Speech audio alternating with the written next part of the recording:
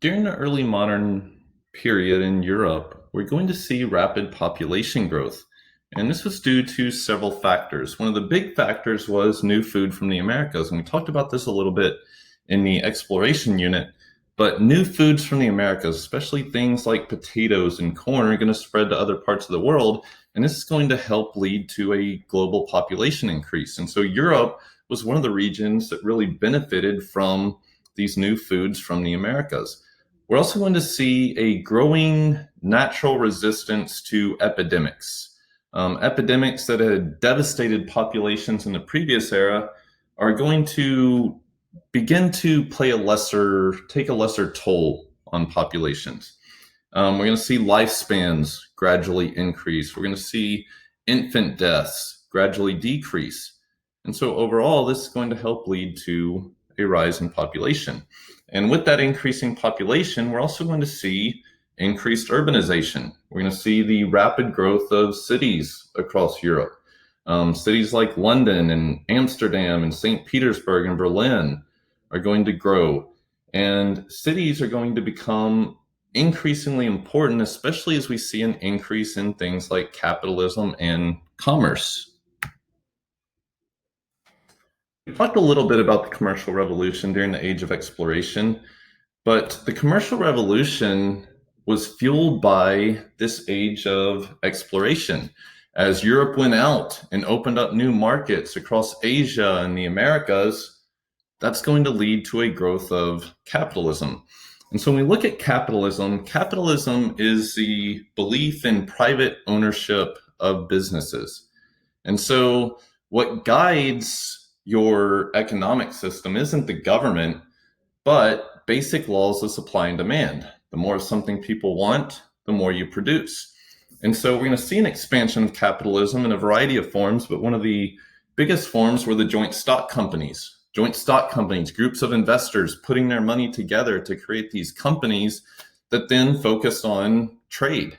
And so we're going to see large joint stock companies like the British East India Company and the Dutch East India Company come to dominate areas of trade.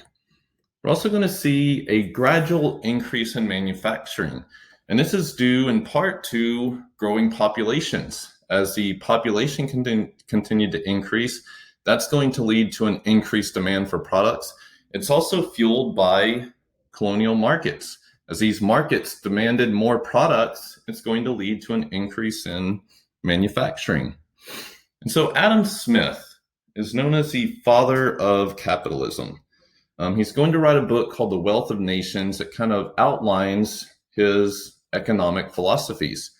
And what he basically said is that an economy and businesses operated best without government interference.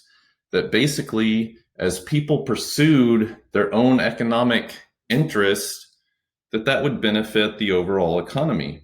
He said that basically the economy should be guided by competition, and that competition between competing companies is ultimately what's going to lead to economic advancement. Gender issues. So when we look at the role of women in Europe during this period, during the Renaissance, women gradually gained some rights. We're going to see an increase in education for women. But the Reformation kind of took a lot of those gains back. And we're going to see the expansion of things like the witch hunts in Europe. And so the witch hunts are going to intensify during the 16th century. And it was at least in part sparked by the spread of the Reformation and this fear of witches and devil worship and things like that. And during these witch hunts in Europe, somewhere between 60,000 and 100,000 suspected witches were going to be put to death. And most of them were women. About 95% of them were women. And most of them were also lower classes. We are going to see some improvements in education for women. By the end of this period, we're going to see education becomes one of the few avenues that was actually open to women, especially upper class women were often educated.